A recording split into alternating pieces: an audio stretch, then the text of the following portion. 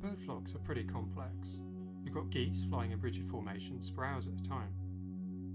Not to mention this is often part of a migration, sometimes even over 1,000 miles. But also starlings swishing around in extremely dynamic murmurations, breaking and reforming, and getting up to thousands or hundreds of thousands of individuals. And in between, not rigidly organised, but not highly dynamic blobs. That's not to mention rapid transitions from pecking about on the ground to coordinated flying. Explaining why these behaviours happen and how are tough questions.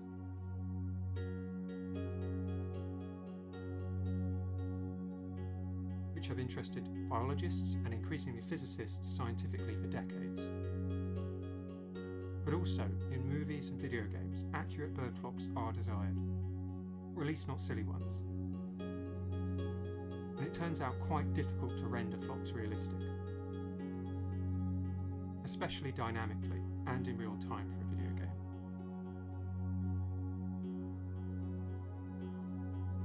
So what are flocks? How do they work? And how can individuals, presumably acting in their own interest, aggregate into these complex and beautifully coordinated groups? And how can we simulate that accurately and or in real time?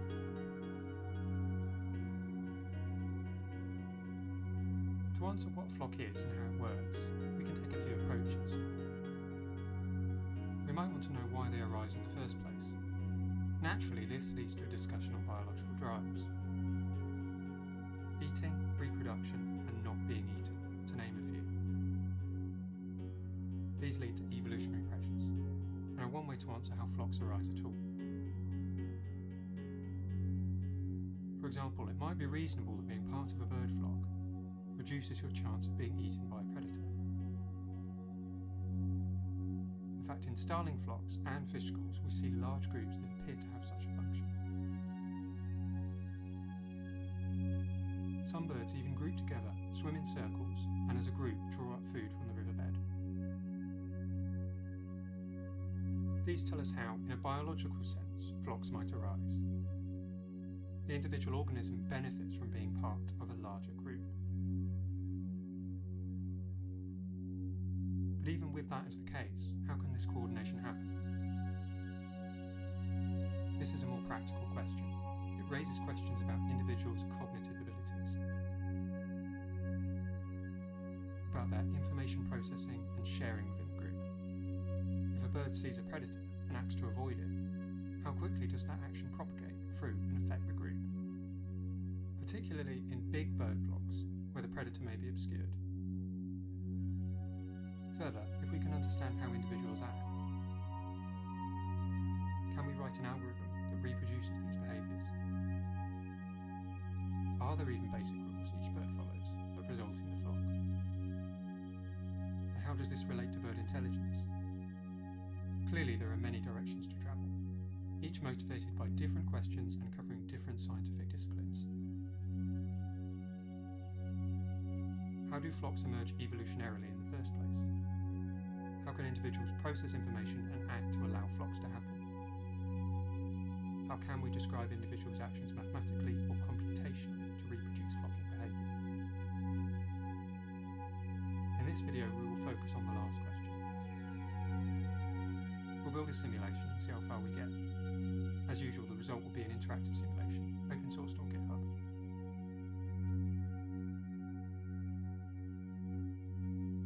In a paper aimed at a computer graphics audience, Craig Reynolds outlined his system for a realistic but not pre-baked rendering of Boid flocks. That is, the method produced simulated groups that behaved automatically, rather than following animated described trajectories and mirrored real life.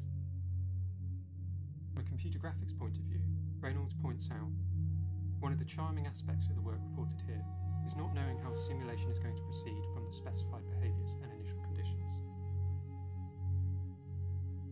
Calling the animator running the simulation a meta-animator due to this lack of control, and lamenting the Boids' individuality, stating, "The darn Boids seem to have a mind of their own, but it is precisely this behaviour that makes the simulation interesting outside computer graphics." and ultimately got physicists involved in flocking. But we'll get back to that later. So how did he get to such a simulation? He begins with citing general observations made prior about flocks. Namely, there are two competing desires. One, a desire to stay close to the flock, and two, avoiding collisions, and that these have some basis in evolutionary pressure. Additionally, flocks have no clear and strict cut-off in size. That is, it does not seem likely each bird is processing information about all the tens, hundreds, thousands, or tens of thousands of other birds. So the rules must be local and simple. As a final point, of course, no flock is possible without some flight mechanism, in the case of birds, or swimming mechanism, in the case of fish, etc. The model then is simple. Given each simulated Boid can move around, that is, fly for birds or swim for fish, etc., the rules governing flocks are: 1. Avoid collisions with nearby flockmates. 2. Attempt to align velocity with nearby flockmates. And 3. Stay close to nearby flockmates. The first rule is quite clear. If you collide with a flockmate, it could be game over, quite literally. The third is also quite clear, for otherwise all Boids may simply separate. The second complements the first. If two Boids are separated by a good deal of space, but still close, moving along the same velocity direction will suppress collisions naturally. In this sense, Reynolds differentiates the first rule as static collision avoidance, and the second as predictive collision avoidance. Static, meaning if I am too close I move away. Predictive, in that if I align with you now, I make collisions in the future less likely, but I'm not directly avoiding collisions. But there is one word in all three rules that is equally important, perhaps enough to be a fourth rule. That is nearby. What is nearby? Really, what hides in this word is sense perception. Firstly, a bird, fish, or sheep has limited visual acuity. Further, there may be environmental disruption, that is, obstacles, mist, or dirty water, further limiting vision. There is also hearing and touch too.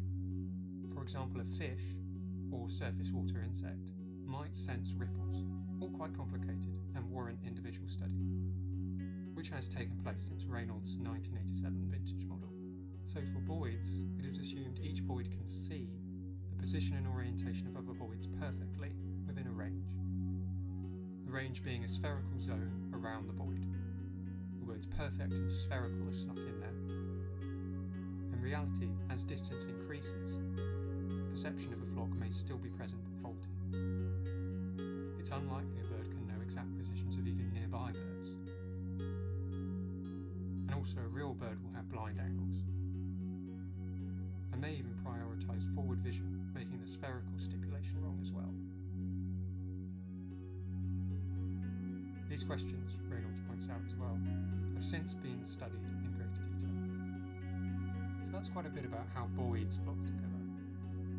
But let's look at it as a simulation to understand the working parts. We'll go with a two-dimensional world as it's easier to visualise. But of course everything applies in 3D, as in Reynolds' original paper. And with the 2D interactive app, I'll also include some simulation and rendering code for 3D Boids as well. Each Boid is shown as a circle with an eye. Each has the ability to choose its direction of travel, with the eye showing its current direction. Without any friends, we'll assume it moves around randomly, at some speed, with its direction of travel subject to some noise. The noise will also impact its decisions, but is small enough not to completely overrule them. The first rule, collision avoidance, takes priority. If another Boid is within some small radius, the Boids immediately attempt to move away. Smaller and larger repulsion distances give more or less personal space. What we get with just rule 1 is essentially an active Brownian particle. See the last video to find out what that is. Basically, the poor Boid is a stick blowing in the wind, bouncing off obstacles. For the second rule, as long as no imminent collision is detected, the Boid moves to align its direction of travel with those within a larger radius. Simply, it accelerates so its velocity will match the average of the others and itself. With just this rule, we would get ghost Boids that travel in the same direction or in aligned groups. We'll come back to that later.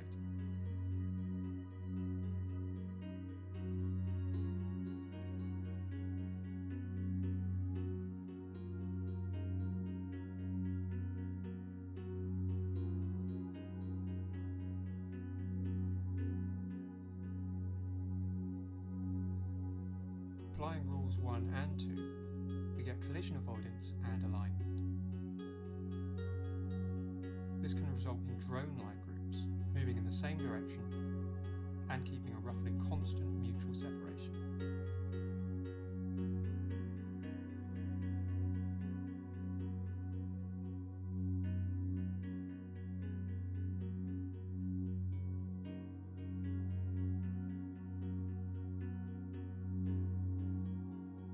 Finally, attraction.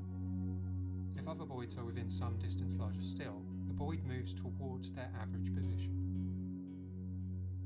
Attraction alone gives aggregated groups. Adding alignment gives rotating or translating groups. Each desire is selected for based on a hierarchy. Here, collision avoidance always wins if needed. The other two are equally weighted. We can see all sorts of behaviour. Milling, like fish, where groups spin around a common centre.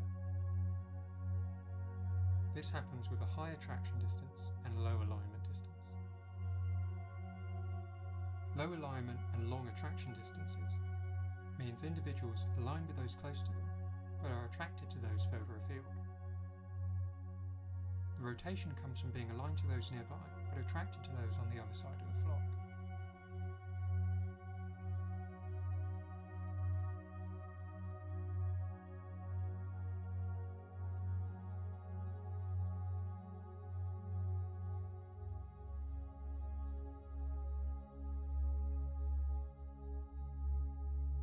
Higher alignment disrupts this.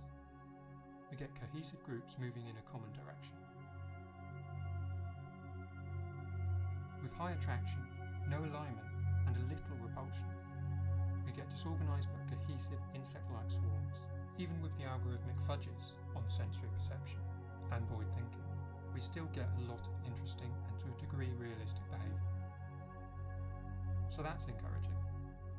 From 3 basic, easily understood and reasonably well motivated rules, we've got a decent simulation. So what about beyond this? Firstly, Boids also work in 3D, of course. The theory is no different, except for including gravity and a model of flight. There's also many different complexities that can be added to the rules. You could have a variable speed, non-circular perception zones and blind angles, or even add new rules entirely. Reynolds aimed his work at computer graphics. The core task was for automated and reasonably realistic flocks. A few years later, though, these ideas were investigated in scientific communities. One of the first scientific investigations was made by Vicsek et al. In 1995. As physicists, the first thing they did was strip out all the extraneous detail. They focused on a model of point particles moving at constant speed, in directions equal to the average of others within a certain radius, subject to some noise. So just alignment with a bit of noise. The thrust of their work was that with increasing noise, the particles transition from an aligned, ordered state, where each move in essentially the same direction, to a completely random, disordered state, where particles move in all sorts of directions. Why is that interesting? The key is the phrase phase transition, which crops up a lot in physics. Think of ice melting into water water evaporating into steam, and the converse. In each case, the matter undergoes a transition between states, between a solid, ice, to a liquid, water, or from a liquid to a gas, as in water vapour.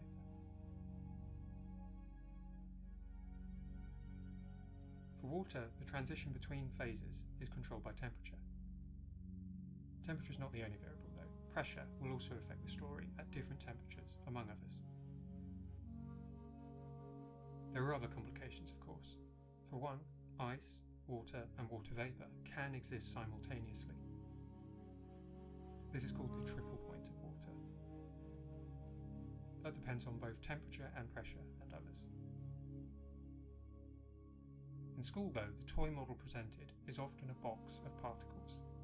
In a solid, we think of particles as barely moving. As temperature increases, the particles begin to jostle more. At a critical temperature, the particles gain net movement. That is, any individual particle, rather than jostling about a set position as in a solid, moves freely. Increasing temperature further, we get a gas, with particles bouncing around at high speed. Digging a bit deeper into the ice-water vapour transitions, consider what the water molecules look like in the solid. They are arranged in a highly regular lattice. There is a sense to which the molecules are highly ordered. But in the liquid and gas phases, the molecules are increasingly moving around at random, disordered. These are the two main points about a phase transition. There is some notion of order, and some controlling variable or variables which drive the transition. The order usually refers to some microscale detail about individual molecules or particles. And the control variables are usually bulk, macroscale measurements. At a given pressure, temperature controls the solid-liquid-gas transition of water. And at a critical temperature, the solid becomes a liquid. The system becomes disordered. Running back to Vicsek et al., they realised an analogy. As noise increases, velocity-aligning particles transition from an ordered to a disordered state, the order being the degree of alignment between all particles, and the controlling parameter the strength of the noise. This allowed them to connect well-known physics about phase transitions to flocking, to birds, insects, fish and bacteria. So what does that mean? To a layman, not a huge amount, but to a physicist, it showed we might gain understanding about highly complex things like bird flocks, from what is actually quite basic physics. Fundamentally, examining the phase transition of ice into water tells us something about how vast quantities of particles, each interacting in similar ways, can give rise to ice and water, about how bizarre states like the triple point of water exist. Perhaps understanding phase transitions in models of a bird flock might tell us something fundamental about birds and how flocks exist. Maybe some of the complex patterns and behaviour we see can be understood with similar physical language as the triple point of water. It was not that clear-cut though. The physical language applied to things made of passive particles. Solids, liquids and gases, ordinary matter. Birds, on the other hand, are much more dynamic. They make decisions. They choose how to move around. It's not just temperature, pressure, volume and intermolecular forces. Understanding the connection between the two spawned a large amount of research over the last few decades, and has ultimately coined the term active matter.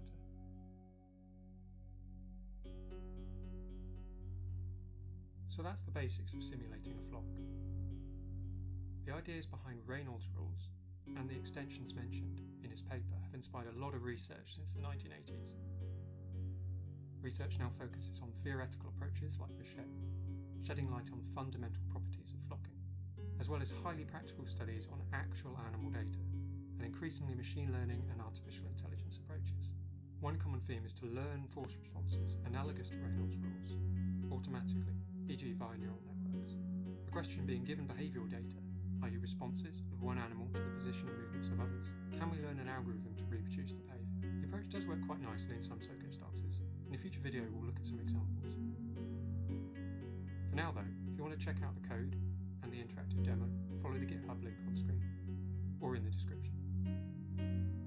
next time, thanks for watching.